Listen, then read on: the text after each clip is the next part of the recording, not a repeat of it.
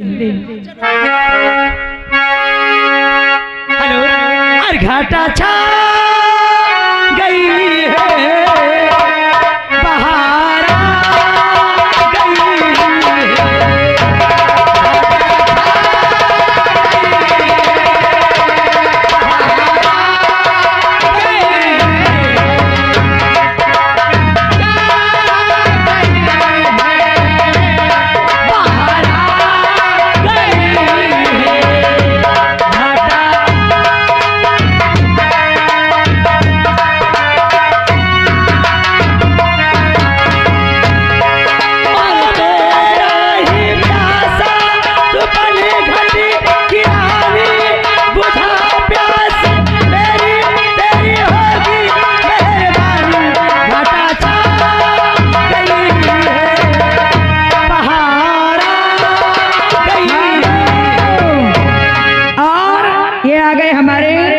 सर्वेश भैया जी उत्तर मध्य रेलवे इनकी तरफ से 20 रुपए प्रदान हो रहे हैं और बच्चे के दादाजी उनकी तरफ से 20 रुपए आ रहे हैं और उनके लिए कहना है फरमाइश से चलती है बहन जी। चलिए और हुस्न हाजिर है मोहब्बत की सजा पाने को और हुस्न हाजिर है मोहब्बत की सजा पाने को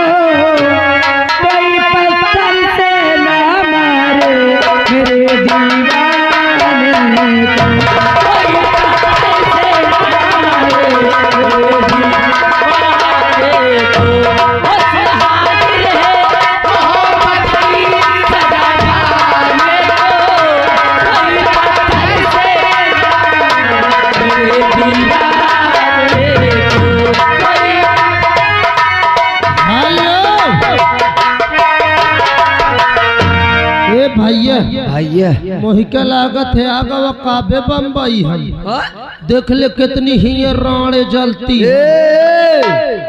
राणे नहीं तो साले छिनारे ही जलती ये गली गली में ये गली गली में राड ही चला था। अच्छा राडे ए भैया हाँ भाई देख मौका लागत यार कितना भारी मैला लाग है। मैला नहीं सारे गंधाइले लाग है वो दुकान देखा मार दे सारे छुल्ला से टट्टी कह दे है भाई। अबे सारे वो गांव घर की दुकानें हैं गांव घर की है। हाँ ए भैया हाँ भैया वही के लागत है कौनो बारात हाडा या मुंडन पर होते रही अफीमियों की जोड़ी रही या तवाइफे मुजरा कर रही। अच्छा आइए चलते इस बात के पता लगाते आखिर यहाँ क्या हो रहा है इतनी भीड़ क्यों लगी है। आप भैया चलते हैं आज चली मास्टर क्या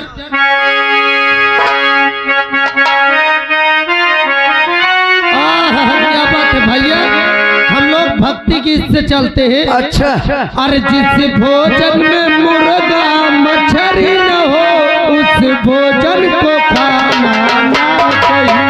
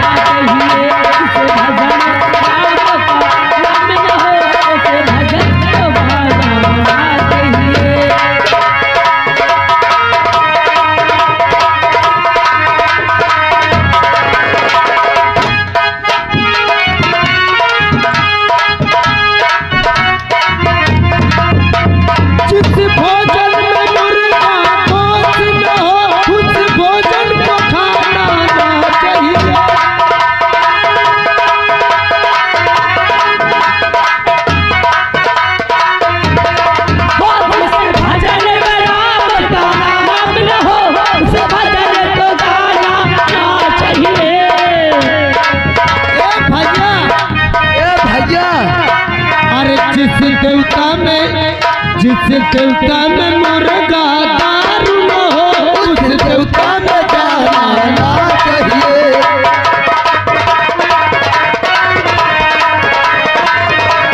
हेलो ए बहन जी दीदी आपने कुछ सुना? मैं हाँ अरे मैंने कुछ नहीं सुना। ए बहन जी क्या है? हमको लगता है हमारे पीछे कोई आ रहा है। आ रहा है हाँ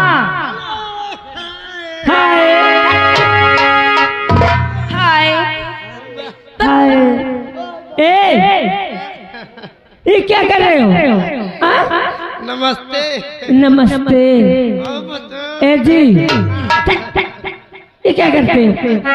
जान न पहचान मियाँ जी सलाम। आप दोनों कौन हैं? मैडम जी मर जा सारे चबाल ले बे उधो नहीं चला तो ही का सारे चौटा थन ए आप दोनों कौन हैं? कहाँ से आए, कहाँ जा रहे हैं? देबू जी हम दोनों ए देबू जी, देवी जी बोलो। आप हमारे गांव घर की महिला इसीलिए आपको अच्छा क्या मैं पहला नजर आ रही हूँ? क्यों रे हम बहन सुन ले पहले।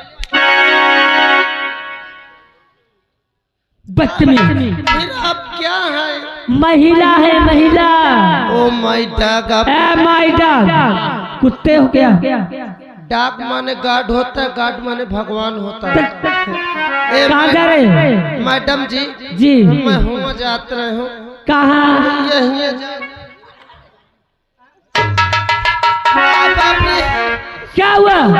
तुम हमरे चाचा हमारो हम बर्दाश्त कैले, अच्छा मगर हमरे रोजी रोटी में न मार। ए बदतमीज ये तेरी रोजी रोटी है? हाँ मैडम जी इसी से कमाता खाता है? कमा खा की बात छोड़ो, एम से पूरा परिवार चलाता हूँ।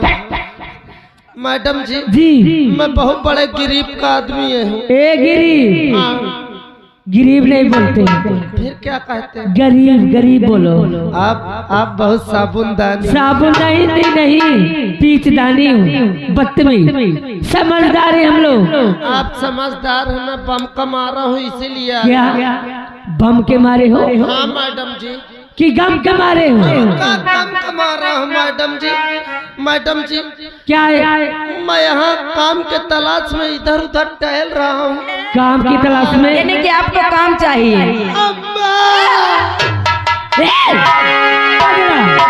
तो मुझे अम्मा क्यों कह रहा? अम्मा ना जब मुझे दिक्कत होती मैं अपने अम्मा का याद कह के रोती हूँ। तुम्हें कौन सी दिक्कत है? मुझे काम नहीं मिल रहा है। अगर आपको काम नहीं मिल रहा है, आप जिस तरह से रो रहे हैं हमको बहुत दया आ रही है। ए मिस्टर कहो मेरी बाप की सिस्टर, क्या बात है? ये समझो आपको काम मिल गया। मिल गया जी। कमवा कहाँ है? आज हमारे साथ चलो नैपुरवा। नैपुरवा चलोगे? एक बार वहाँ पे हम नाच गाना करने जा रही हैं। और वहाँ पे तुम्हें पैसा वसूलना होगा। और जब समय पाओगी ना तो हम 4 बहनें हैं, चारों बहनों का घाघरा चोली धुलना होगा। भैया ये नौकरी तुम हो कैसे कथो? समय रहे तो पैसा वसूल, अब जौन बाकी के समय बची लहंगा चो चो चोली चोली धोवे एक बार। हाँ कोई बात नहीं मैडम जी, मैं काम के लिए तैयार हूँ, आप मुझे ले चलिए। चलो। ए बहन जी ये आ गए फिर से हमारे जिस बच्चे का मुंडन हुआ है उनके पापा जी यानी कि ओमकार भैया जी 20 रुपए दे रही है और कहते हैं फरमाइश से चलो। ठीक है हाजिर है। अरे हुस्न हाजिर है मोहब्बत की सजा पाने को। अरे हुस्न हाजिर है मोहब्बत की सजा पाने को।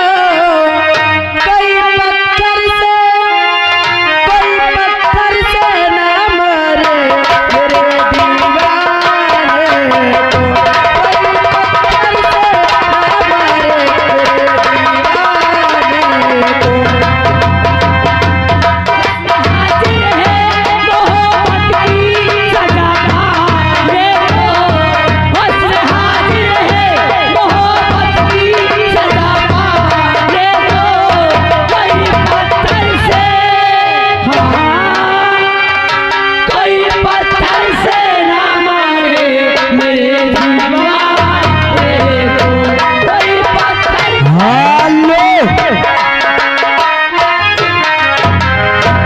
अरे अगर श्रीमान जिस बच्चों का मुंडन हुआ है उस बच्चे के यानी चाचा जी हमारे शैलेंद्र सिंह यादव जी यानी ग्राम सेठौरा से चल करके आए हुए हैं। उनकी ओर से 501 रुपए का पुरस्कार आ रहा है। और करिश्मा रानी जी शैलेंद्र भैया जी के लिए आप क्या कहना चाहती हैं? मेरे